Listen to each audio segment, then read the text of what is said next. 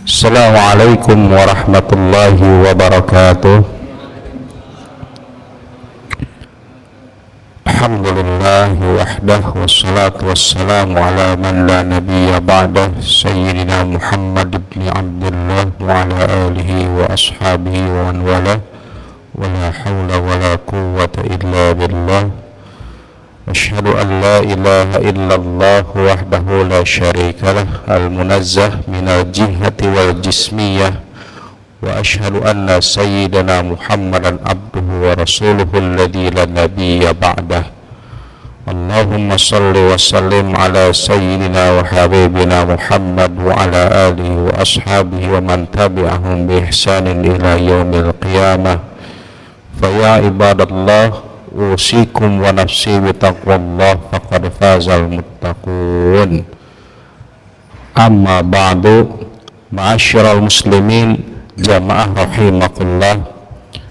Kita insyaallah pada kesempatan kali ini akan melanjutkan kajian tentang fikih muamalah dengan bab terkait dengan hibah.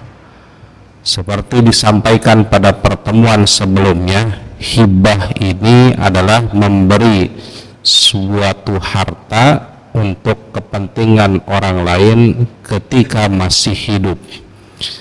Dalam konteks ini, hibah atau yang disebut dengan pemberian sederhananya itu sifatnya umum, lebih umum dari hadiah, lebih umum dari sedekah, lebih umum lagi dari wasiat, ya, termasuk lebih umum lagi dari seperti misalnya ada nanti pembahasan terkait dengan umroh atau nahlah, ya, nanti insya Allah akan kita bahas. Jadi sifatnya umum hibah, termasuk dari wasiat pun dia lebih umum.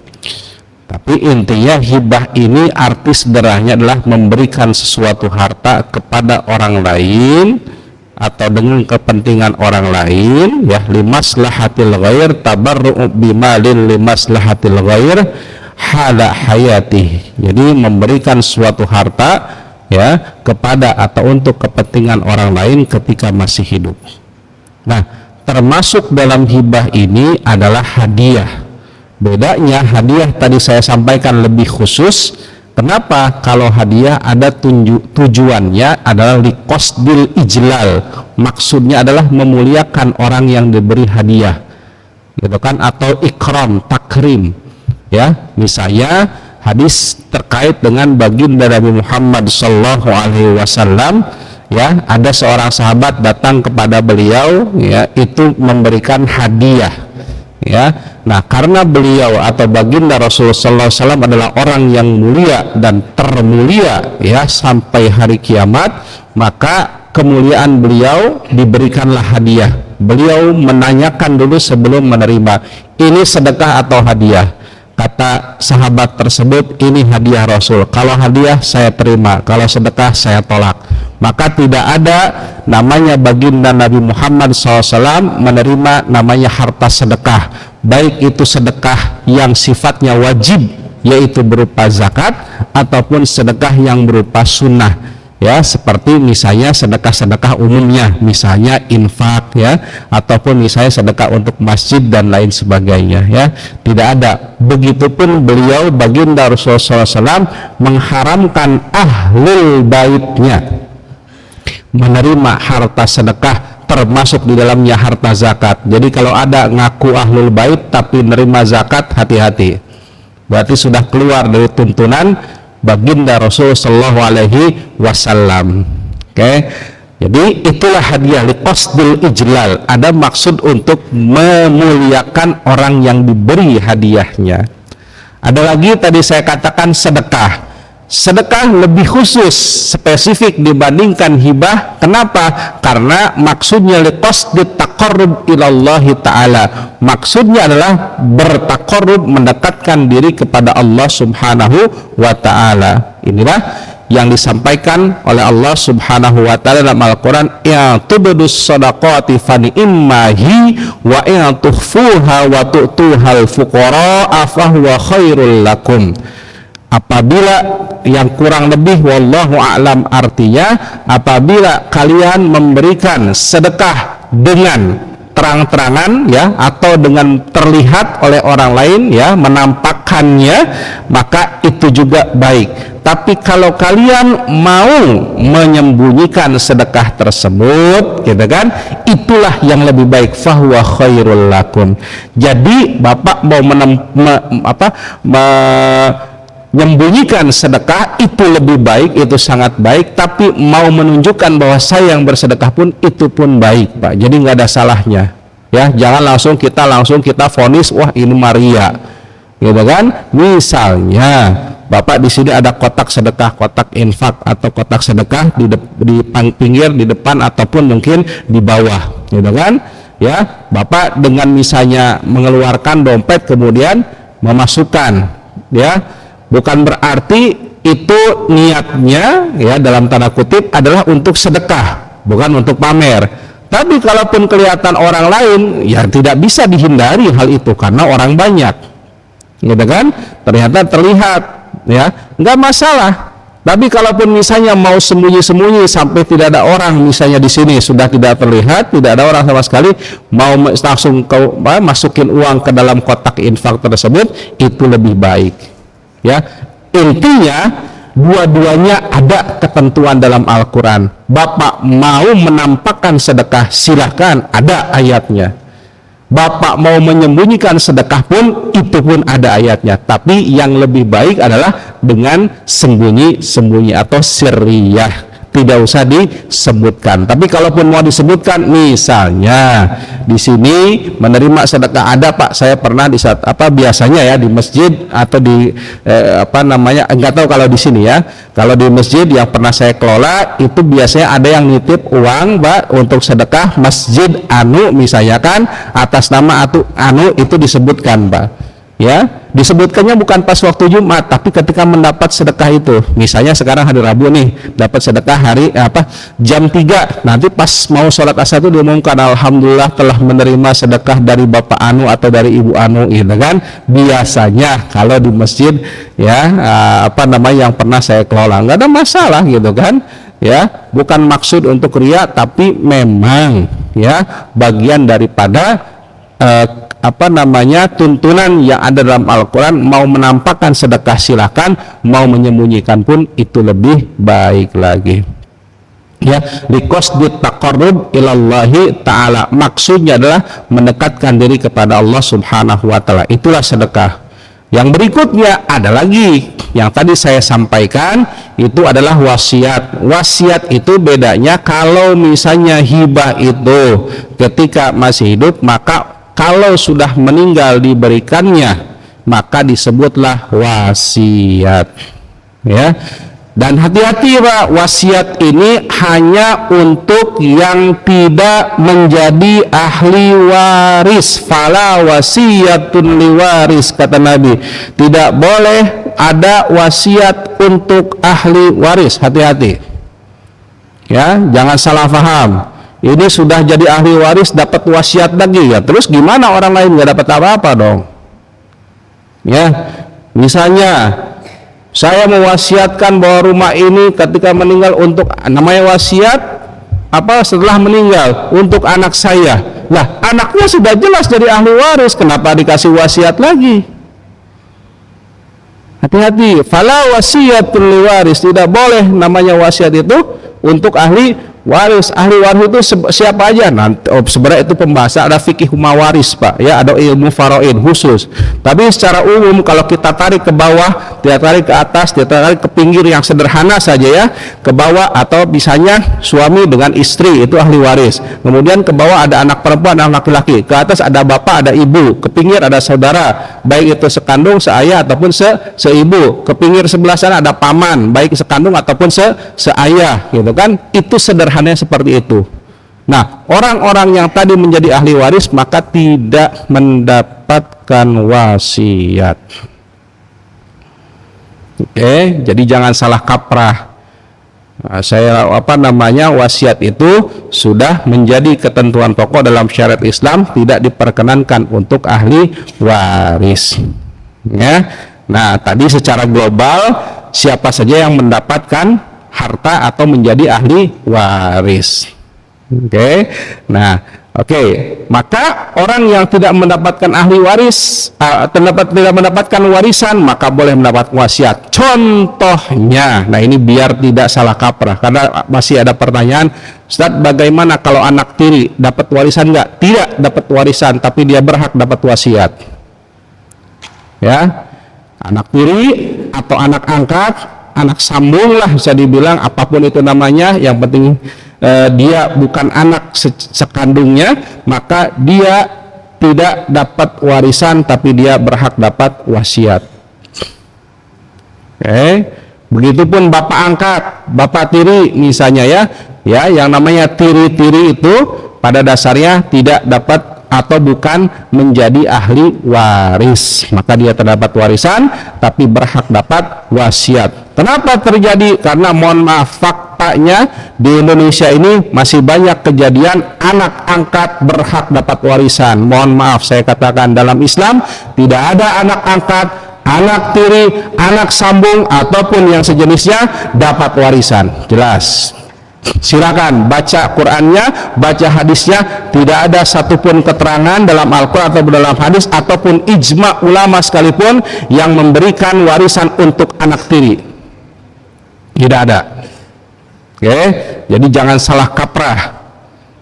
Ya, misalnya anak adopsi, atau misalnya adopsinya bukan dari siapa-siapa, adopsinya dari misalnya saudaranya sendiri. Contoh, dia tidak punya anak. Contoh, dia tidak punya anak. Kakaknya punya anak. Anaknya banyak. Diadopsi nih satu orang.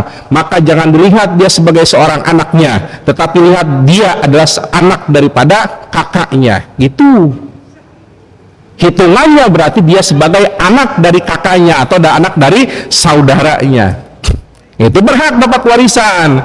Tapi perhitungannya adalah sebagai anak dari saudaranya, bukan anaknya, gitu. Kenapa? Beda hitungannya. Ya, hitungan waris antara anak dirinya, anak kandungnya dengan anak orang lain atau anak saudaranya dalam hal ini beda perhitungannya. Hati-hati ya. Itu ilmu faraid bahasanya. Saya tidak akan panjang lebar karena ini akan melebar kemana-mana ya.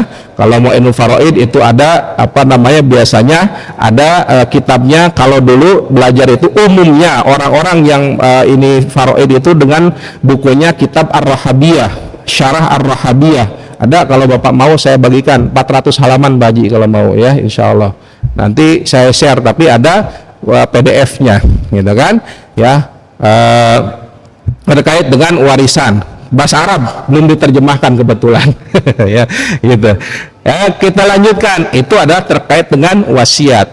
Tadi ada lagi yang saya sampaikan ya, terkait dengan nahlah. Nah ini nahlah ini apa? Nahlah itu kalau sebetulnya hadiah, ini istilahnya orang-orang yang ada di barat ya, di daerah barat seperti Maroko, Aljazair ya, Tunisia ya, Maghrib ya, itu daerah-daerah barat itu menyebutnya dengan nahlah atau nihlah. Apa itu? Nahlah ini sedekah tapi yang dikhususkan untuk anak. Ya, nah, jadi kalau nahlah atau nihlah ini sedekah tapi untuk anak, Pak. Ya, bagaimana pembagian nahlah ini atau nihlah ini?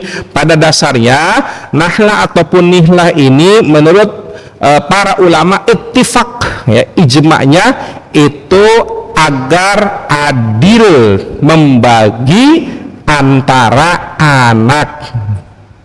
Ya, kenapa? Karena dalam hadis baginda Nabi Muhammad SAW pernah kedatangan seorang sahabiah atau seorang sahabat perempuan bernama Ammarah. Ya, dalam hal itu kenapa Ammarah datang kepada baginda Nabi? Karena mengadukan suaminya yang membagi nahlah atau hadiah kepada sebagian anaknya, tapi kepada yang lain tidak.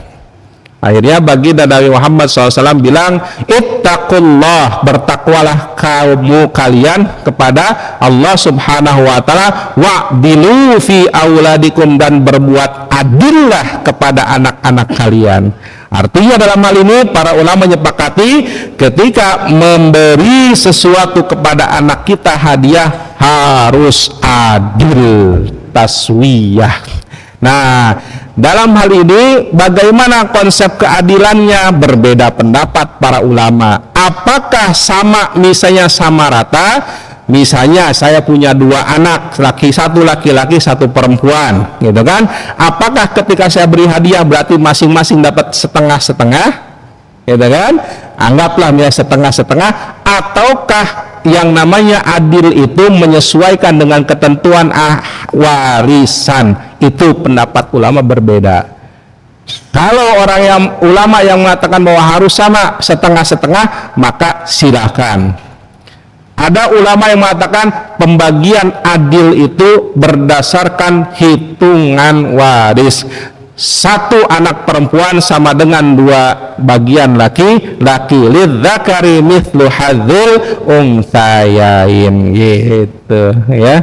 Jadi kembali lagi kepada Bapak dan Ibu sekalian hadirin jamaah rahimakumullah, mau ambil pendapat yang mana. Tapi intinya dari hadis yang tadi saya sampaikan, nihlah atau nahlah, pemberian kepada anak-anak itu harus adil. Jangan satu diberikan, satu tidak diberikan, gitu Pak. Ya, kecuali kalau memang dalam tanda kutip ya, anak yang tidak diberikan ini memang lagi bermasalah, gitu kan, lagi ada kendala, apakah misalnya dalam masalah hukum, contoh, gitu kan, dalam masalah hukum misalnya kan, ya, ketahuan misalnya berbuat kriminal sehingga kita tidak bagi, ya itu tidak masalah. Tapi kalau sifatnya normal, maka harus dibagi atau harus adil dalam hal ini. Itulah yang disebut dengan nihlah, ya. Kemudian berikutnya ada lagi yang disebut dengan umrah, atau yang ada juga yang mengatakan dengan amra. Apa itu amra? Pemberian tapi dia selama hidup, Pak. Ya, pemberian tapi selama dia hidup. Nah ya, contohnya gimana? Saya memberikan sesuatu ke Pak Haji misalkan, Pak Haji Saipudin. Pak Haji, ini HP-nya saya hibahkan ke Pak Haji selama Pak Haji hidup. Kalau meninggal ya sudah, uang dikembalikan. Itu termasuk hibah juga, tapi namanya dalam fikih muamalah dengan amro atau umroh, gitu ya. Itu terserah istilah. Boleh nggak? Boleh. Para ulama justru sepakat itu hal tersebut ada. Artinya itu sederhananya memang, gitu kan, dalam tanda kutip ya, istilahnya itu adalah hibah, tapi hakikatnya sebenarnya meminjamkan, gitu ya. Tapi makanya ada istilah khusus dalam fikih muamalah itu, gitu kan.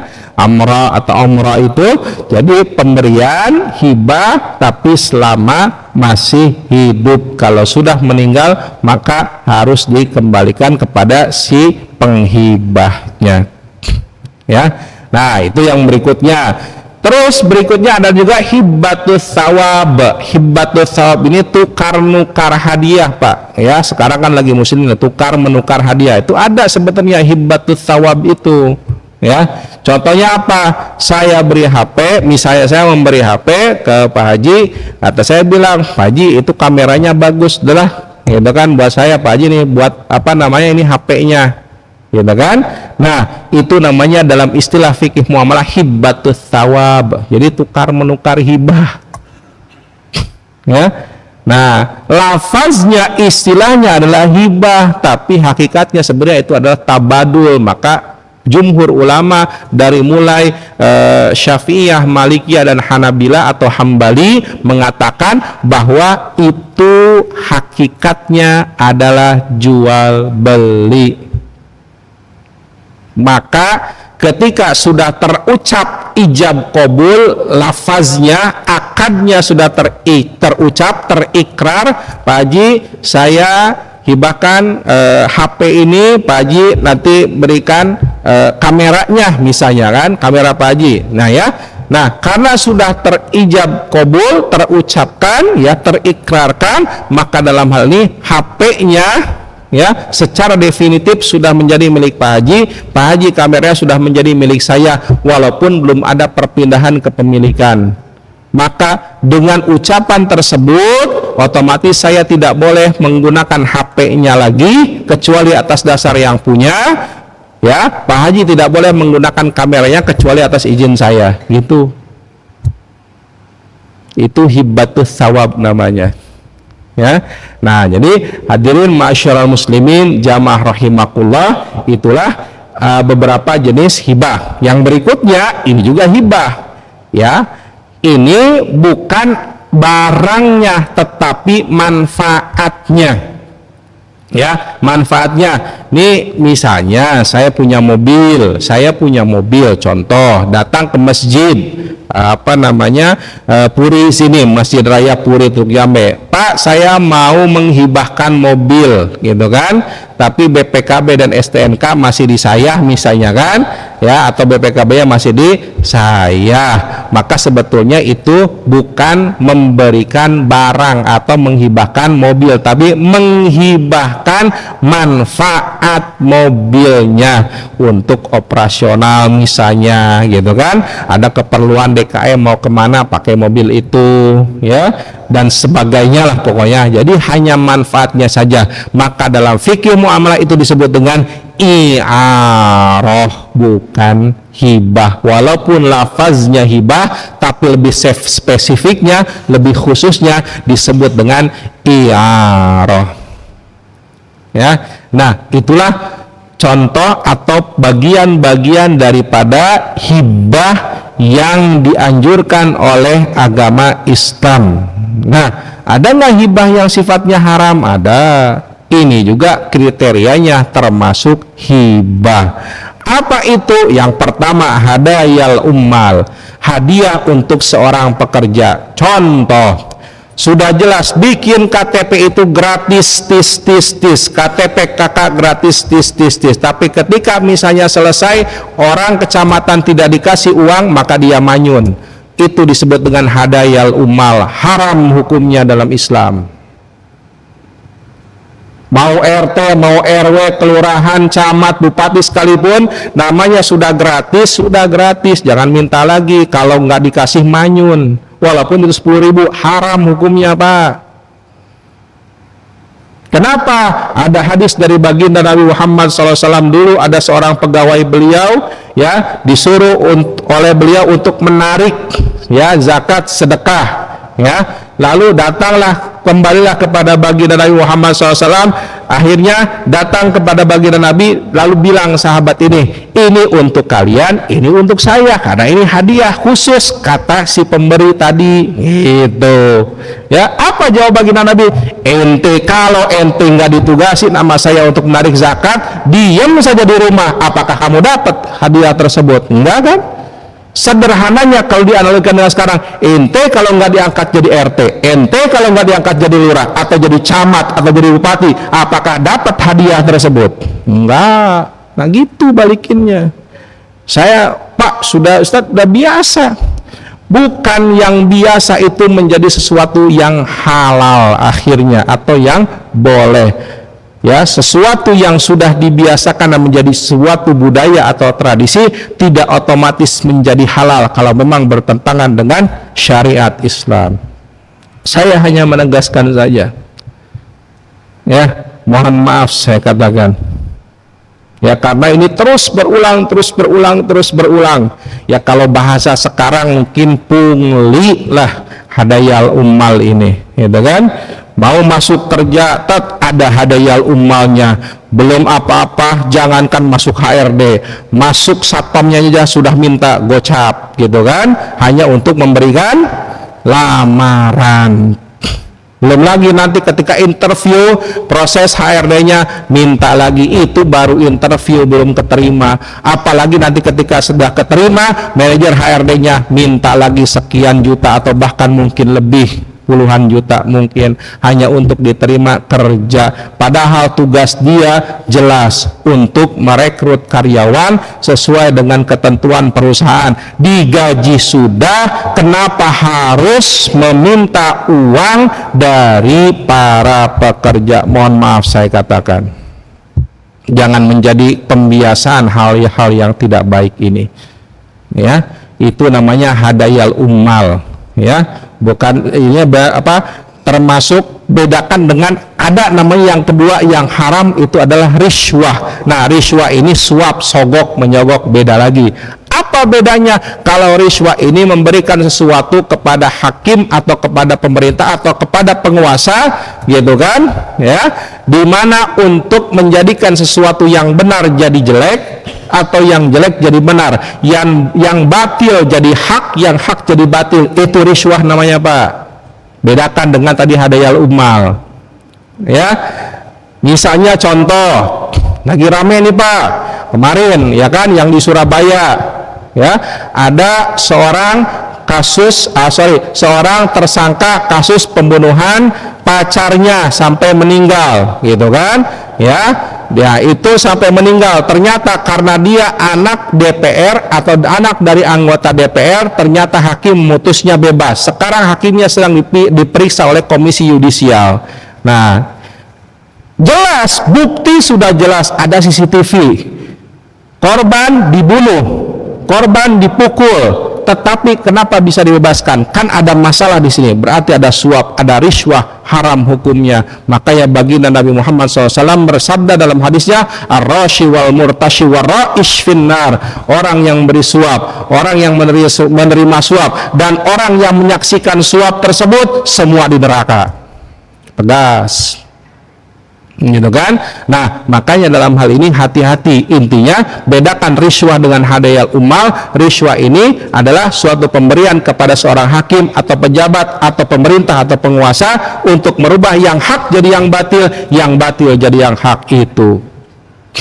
Ya, sekarang sudah banyak Ustaz, ya mau gimana, ya bukan gimana lagi, memang sudah seperti itulah kondisi Indonesia Pak. Dari mulai tingkat yang paling kecil sampai dengan tingkat yang paling tinggi, namanya riswah di mana-mana, gitu kan?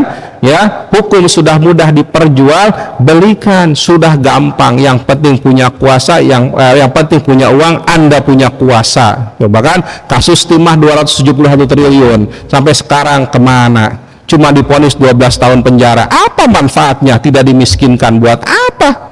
Cuma 12 tahun, dia adanya ratusan triliun, tinggal gampang saja, tinggal investasi Pak. Investasi Bapak kalau tahu, simpan aja di deposito. Saya pernah kerja di perbankan, mohon maaf gitu kan. Kalau kita ambil deposito yang sifatnya bunganya saja, dalam tanda kutip, bunganya special rate saja, sampai 7,5% atau 8%, 1 miliar Bapak simpan, gitu kan, 1 miliar Bapak simpan di deposito itu tersebut, misalnya itu bisa dapat 6 sampai 7 juta per bulan, bahkan lebih. Cuman diam saja kok. Ya, cuman dengan asumsi 8% per tahun misalnya kan. Ya, tinggal santai saja. Ya 8 kali 1 miliar 80 juta bagi 12. Kan? Nah, jadi kan sekitar kurang lebih ada 7 jutaan, ya, atau 6 jutaan, 7 juta lah, anggaplah 7 juta sebulan. Bapak punya 270 triliun, berapa kali itu? Berarti 270.000 miliar. Masya Allah, bunganya aja, ngambil bunganya aja udah berapa? Di penjara cuman berapa tahun? 12 tahun, nanti juga bisa remisi kayak, gitu kan? Ya, dan lain sebagainya. Jadi begitulah kondisi yang ada di Indonesia. Tapi sekali lagi jangan pernah menyerah kita untuk namanya melawan kebatilan, meskipun kita dengan semampu kita, dengan sepenuh hati kita, semampu kita tinggalkan yang namanya riswah dan hadayal ummal tadi. Hadirin ma'asyiral muslimin jamaah rahimakumullah, itu mungkin yang bisa saya sampaikan kesempatan kali ini. Wallahu a'lam bissawab. Alhamdulillah, jazakumullah, demikian pemaparan dari guru kita, sangat luas sekali pengetahuan di masyarakat kita, ya, bahkan di dekat kita ya. Mudah-mudahan ini menjadi pengetahuan kita dan juga kita menjaga diri kita, keluarga kita dari ibaratnya perbuatan maksiat yang dilarang oleh Allah Subhanahu wa Ta'ala. Jamaah rahimakumullah, mungkin dari pembacaan tadi ada yang mau tanyakan? Enggak, masih ada waktu. Enggak? Oh, enggak.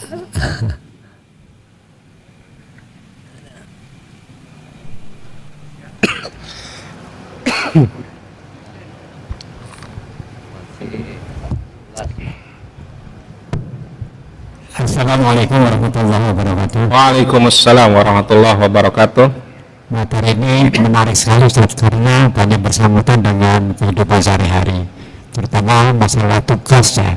Tadi digambarkan ketika petugas jaket untuk menarik jaket ke suatu tempat, begitu kembali dia menyatakan ini jaketnya, ini hadiah untuk saya. Ternyata Rasul mengatakan itu bukan hadiah untuk Anda. Betul. Karena Anda dapat hadiah itu karena tugas. Kalau nggak tugas kan nggak dapat. Betul. Nah sekarang di lapangan kita kan banyak kejadian Ustaz.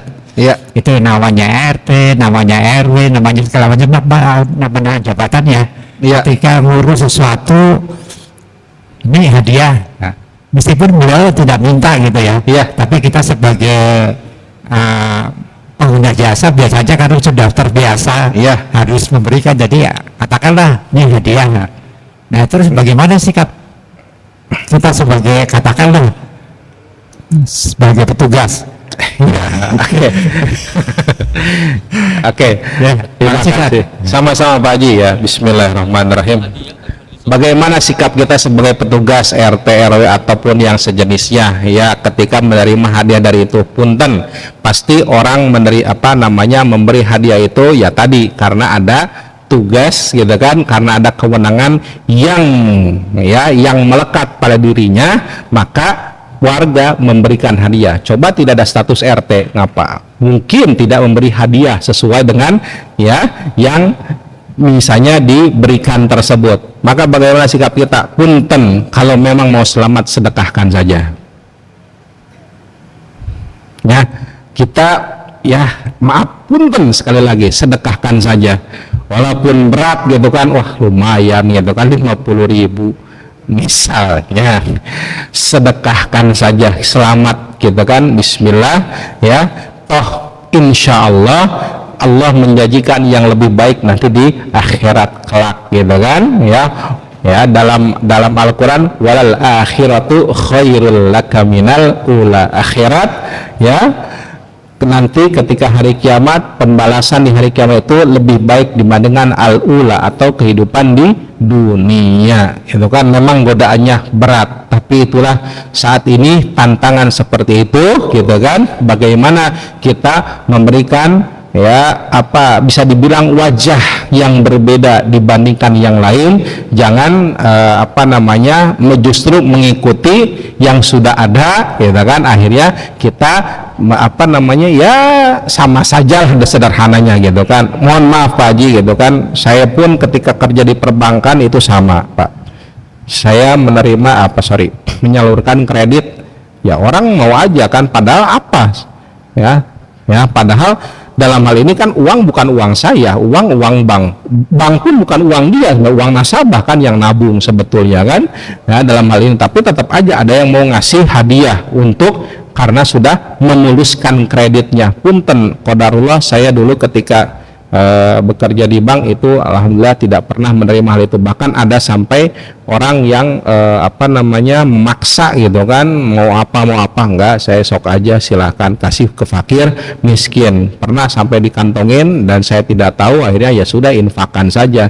Ya lumayan Pak Haji gitu kan, 300.000 zaman 2010 kan lumayan gitu kan ya dalam hal ini ya, karena 300.000 zaman sekarang mungkin sudah banyak penurunannya. 2010 kan masih besar gitu kan, 500.000 masih besar ya, tapi itulah godaannya, bagaimana kita memberikan sesuatu yang berbeda ya, sesuai dengan apa yang disampaikan baginda Nabi Muhammad SAW. Wallahu a'lam bishawab. Alhamdulillah ya. Mungkin ada lagi ini, soalnya ini jangan ini Pak, mangga coba. Terima salah nggak terima salah ya. Ini nggak terima lah. Alhamdulillah. Terima kasih Pak. Izin bertanya mengenai warisan Pak. Ya mangga. Warisan kalau secara fikih, kalau untuk laki-laki 2, kemudian untuk perempuan 1. Ya.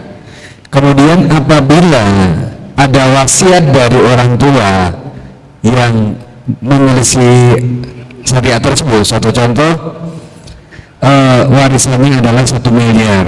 Ya. Permintaan wasiat dari orang tua adalah dibagi rata. Oke. Apakah wasiat dari orang tua tersebut akan dituruti atau sesuai pembagian sesuai syariat? Gitu aja Pak, makasih. Oke, terima kasih. Ya, oke, saya lanjut aja. Bismillahirrahmanirrahim. Bagaimana kalau ada wasiat permohonan orang tua yang tidak sesuai dengan ahli waris? Punten dalam hal ini, terlepas dari itu permohonan ataupun tidak, tetap ditolak secara syariat, tidak boleh dilanjutkan. Maka kalaupun orang tua bilang sudahlah dibagi rata 1 miliar ini, maka tidak berlaku dalam Islam, gitu kan? Karena sesuai dengan perintah Allah Subhanahu wa taala, gitu kan, dalam surat terkait dengan warisan tadi, Pak, ya, terkait dengan surat warisan tadi itu dalam ayat saya bacakan saja ayat 12, wa tilka hududullah wa may yuti'illaha wa rasulahu yudkhilhu jannatin tajri min tahtihal anharu khalidina fiha wa dzalikal fawzul 'adzim. Yang kurang lebih wallahu alam artinya itulah ketetapan Allah terkait waris. Barang siapa yang taat kepada Allah dan Rasulnya akan dimasukkan ke dalam surga yang mengalir di dalamnya surga-surga yang begitu indah, kekal di dalamnya.